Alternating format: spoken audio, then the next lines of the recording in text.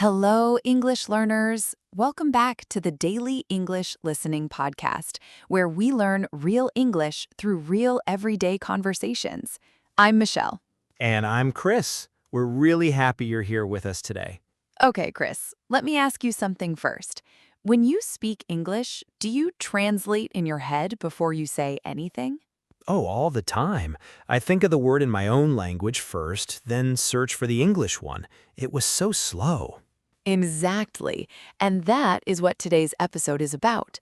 How to stop translating and how to train your brain to think in English directly. Yes, this is such a big topic. If you translate every single time you speak, it takes too long. People are waiting and you start to feel nervous. And then you forget what you wanted to say in the first place. It happens to everyone, so don't worry. But today, we're going to fix that. We'll share some simple, practical ways to train your brain so you can think in English naturally. And the good news? You don't need to be perfect. You just need to practice, step by step. So stay with us. Whether you're a beginner or an intermediate learner, this episode will really help you. Are you ready? Let's go. Okay, Chris, let's start with the basics. Why do so many people translate inside their heads? Good question. When most of us learned English at school, we learned it through translation. The teacher says a word in English and we write the meaning in our own language next to it. So our brain builds its connection to English through our first language. Like a side road. A side road, I like that. Our first language becomes the side road we travel down before we ever reach English. But here's the problem. When you're actually speaking, you don't have time to drive down that side road every single time. Imagine someone asks you a question, and before you can answer, you have to take a long detour first. So slow. Very slow. And people might think you don't understand them, but you do. You just need a little more time. So the real goal is to skip the side road completely and go straight to English. No detour. No detour. I love that. But Chris, is this actually hard to do? It's hard at the beginning, but it gets easier. Think of your brain like a muscle, Michelle. A muscle? Yes, if you exercise a muscle every day, it gets stronger. If you train your brain to think in English, it gets faster and faster too. My brain is like a muscle. I exercise it every day. I really like that line. Even a little exercise every day is enough. Okay, so let's get into it. How exactly do we train our brain to think in English? Let's start with step 1, and honestly, it's very simple. Start small. Start small? What do you mean by that? I mean, you don't need full sentences right away. Start with just one word or maybe two. Oh, I see. So if you look at a window, don't search for the word in your own language first. Just say window. Exactly. When you see something, say the English word in your head, not the word from your first language. This is called word labeling. Word labeling. You see a cup, you think cup. You see a lamp, you think lamp. That sounds easy. It is easy. That's the beautiful part. You don't need to study for this. You just need to pay attention. Pay attention. Good phrase. It means you're aware of what you're thinking in the moment. Right. And slowly, your brain starts connecting things directly to English without going through translation at all. I remember when I was learning, I used to walk into the kitchen and just name everything out loud. Fridge, fridge. Kettle, kettle. Mug, mug. Did your roommates think you were strange? My roommate genuinely thought I was talking to the kitchen. But after about 2 weeks, I'd just glance at the kettle and think kettle automatically. I stopped translating it completely. That's a perfect example of training your brain, automatic thinking in English. So friends, try this right now. Look around the room. What do you see? Say the English word in your head for each thing. Pause the episode if you want to. Look around and label everything in English. This is your very first exercise, and it's free. Everything here is free. We love that. Okay, step 2. This one is a bit more fun. Ooh, I think I might know what this is. What do you think it is? Talking to yourself. Yes, exactly. Talk to yourself in English. Some people think this sounds a little crazy. It does sound crazy, but it works so well. Okay, so how do we actually do this? It's simple. When you're doing something, describe what you're doing, in your head or out loud. If I'm making breakfast, I say, I'm cracking the eggs, I'm turning on the stove, I'm pouring the juice. Exactly like that. Short, simple sentences. Present continuous is perfect for this. I'm walking, I'm cooking, I'm sitting down. And it's so easy because you already know exactly what you're doing. You're not inventing ideas, you're just describing the action. No pressure at all. You're basically narrating your own life like a movie, except you're the actor and the narrator at the same time. The actor and the narrator. I like that. And over time, this turns into a habit. Your brain starts narrating in English even when you're not trying to. Chris, does this really work for beginners? People who only know basic English? Absolutely. Honestly, it might work even better for beginners because you start with whatever you already know. If you only know 50 words, use those 50 words. I eat, I walk, I sleep. Start simple, then slowly add more. And think about babies for a second. When a baby learns to talk, they don't translate anything. They just absorb. They hear, they repeat, they use. We need to learn a little like babies do. No fear, no shame, just try. Make mistakes. Keep going. I love that. No fear, no shame, just try. So your homework for today is this. Tomorrow morning, describe your morning in English. I'm waking up. I'm brushing my teeth. I'm making coffee. Just simple sentences for 5 minutes. Of course you can do that. We believe in you.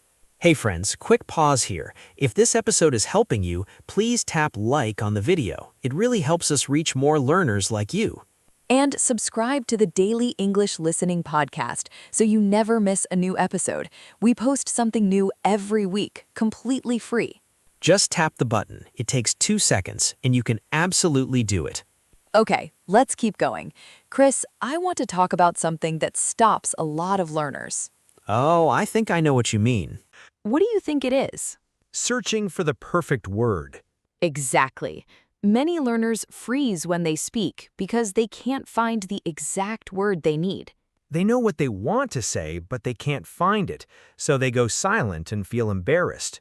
But here's the secret. You don't need the perfect word. You can describe it instead.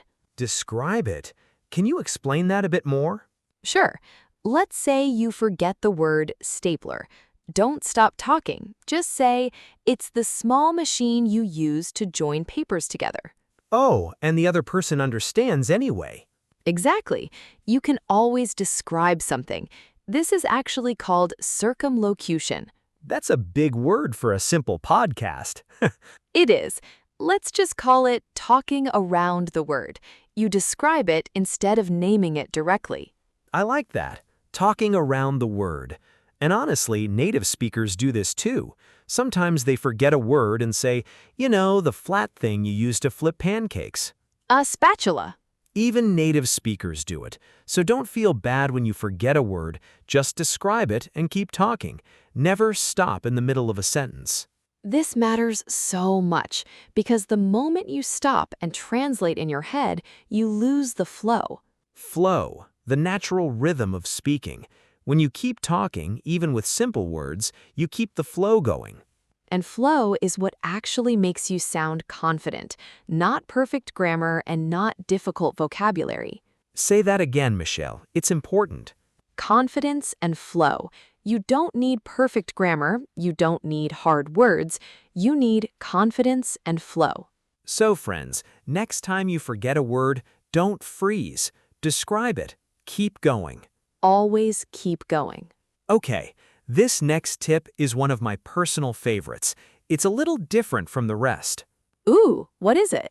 Think in pictures, not in words. Pictures. Can you explain that one? Of course, when we translate in our heads, we go word to word, from English to our own language.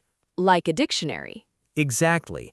But when we think in pictures, we skip the words completely, and we just see the image. Oh, I think I understand.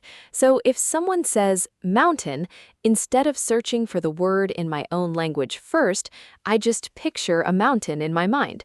The snow, the peak, the trees. Exactly. You see the image directly. There's no translation needed because an image doesn't belong to any one language. That's true. A mountain looks like a mountain in every country. A dog looks like a dog everywhere. So when you think in pictures, you completely skip translation. Our brains are actually wired to process images much faster than words.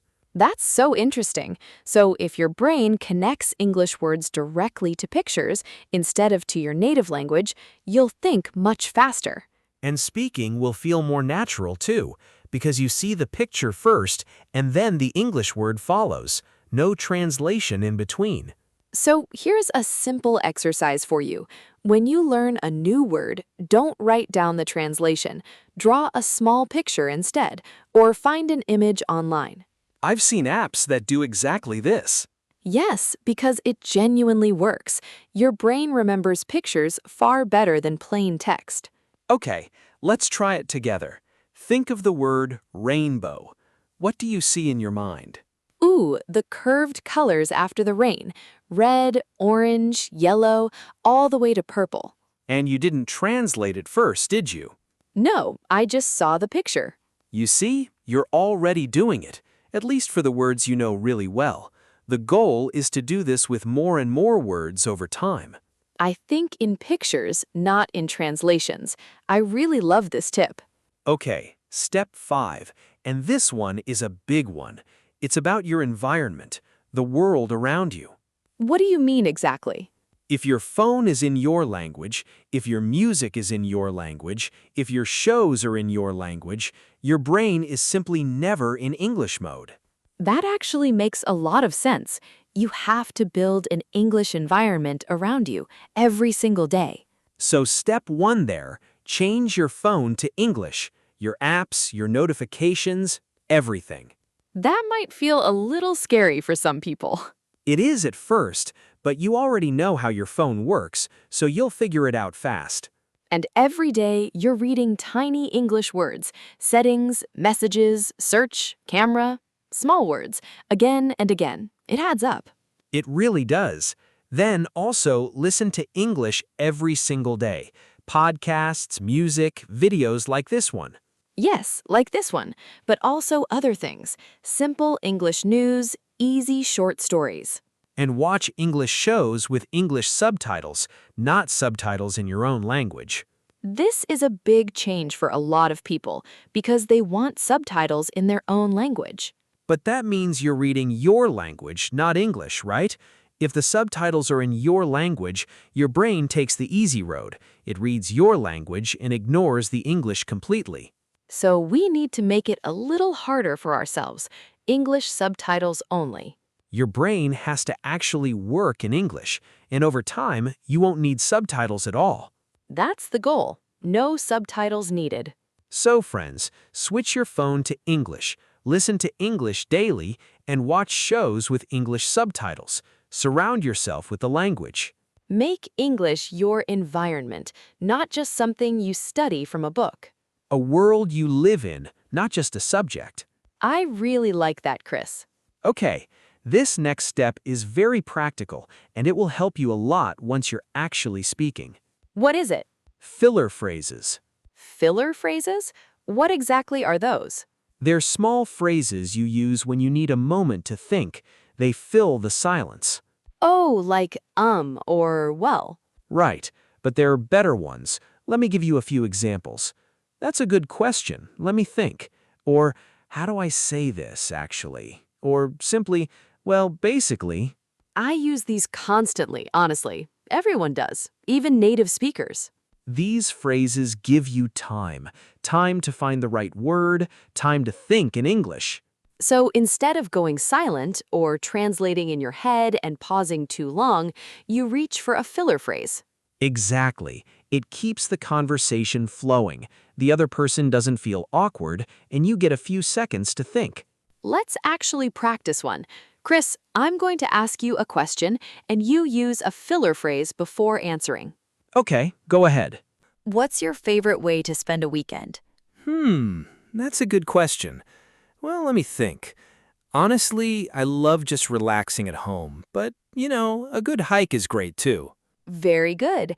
Did you all notice that? That's a good question. Well, let me think. Those are both filler phrases, and it sounded completely natural. Not like I was translating, not like I was nervous, just natural and smooth. So, friends, learn these phrases and use them every single day. Let me list a few slowly. Repeat after us if you can. That's a good question. Let me think. How do I say this? Basically. These phrases are honestly your friends. They help you sound fluent even while you're still thinking. I love that. They're your friends. Okay, friends, we're almost done, but this final step might be the most important one of all. Yes, this is the one that really ties everything together. A 5-minute daily habit. Just 5 minutes, every single day. Consistency matters more than duration here. Duration meaning how long you practice for.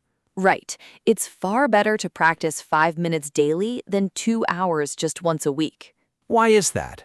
Because your brain needs repetition. It needs to build the habit every single day. Like going to the gym. If you go once a week, you won't get stronger. But if you go a little every day, you build that strength slowly. My brain is like a muscle. I exercise it every day. You said that earlier. I did, and it's still true. So here's your 5-minute daily habit. Every day, choose just one of these activities for just 5 minutes. Number 1, label 10 things around you in English. Chair, table, lamp, window. Simple. Number 2, narrate what you're doing. I'm making tea. I'm sitting down. I'm opening my laptop. Number 3, think of 5 sentences about your day. Today is Sunday. I'm tired. I need coffee. The weather is nice. I want to call my sister. Number 4, repeat a phrase you learned today out loud 3 times. Repetition is genuinely powerful. And number 5, say one thing you're grateful for in English. Today, I'm grateful for my family. Today, I'm grateful for good health. These small habits are powerful because they keep English alive in your mind every single day. And when English stays in your mind daily, you stop translating from your first language. You start thinking in English automatically, without even trying. That's the real goal. Okay, friends, now let's repeat the key phrases from today. Listen carefully and repeat after us if you can. Ready? Ready. First phrase, I need to train my brain to think in English. Say it slowly. I need to train my brain to think in English. One more time. I need to train my brain to think in English. Second phrase, I don't need to translate. I can think directly in English. I don't need to translate. I can think directly in English. I don't need to translate. I can think directly in English. Say it with confidence. Third phrase, I will practice English for 5 minutes every day. I will practice English for 5 minutes every day. This is your promise to yourself. Fourth phrase, that's a good question. Let me think. That's a good question. Let me think. Use this the next time someone asks you something unexpected. Fifth phrase, my brain is like a muscle. I exercise it every day. My brain is like a muscle. I exercise it every day. Say it to yourself every morning. And one last phrase, I think in pictures, not in translations. I think in pictures, not in translations. Remember this one. It's powerful. Now, friends, let's think for a moment. I have a few questions for you. Try to answer them in your head or even out loud if you're alone. Question 1. When you speak English, do you still translate in your head? Yes or no? Question 2, which step from today helped you the most?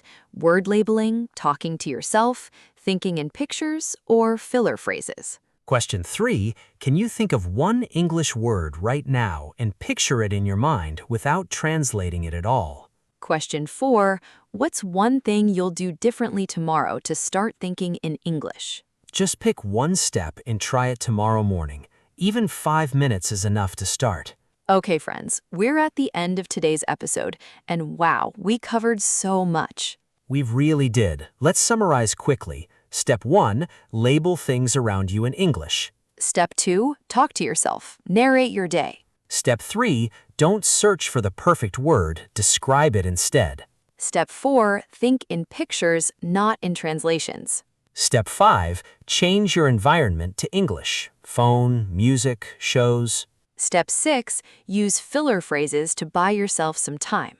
And Step 7. Build a 5-minute daily habit, consistent and simple. None of this is difficult. You don't need to be perfect, you just need to start. And honestly, you've already started because you're here, listening.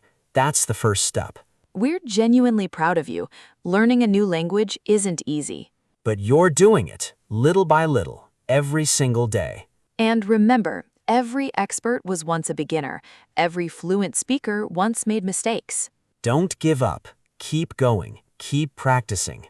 One day you'll look back and think, I used to translate everything. Now I think in English automatically. That day is coming. Trust the process. Trust the process. I love that. Okay, one last thing before we go. We have a question for you in the comments. Yes, we genuinely love reading your comments. It makes our day. So here's today's question. Tell us, what language do you speak at home, and what's one English word you can think of right now without translating it?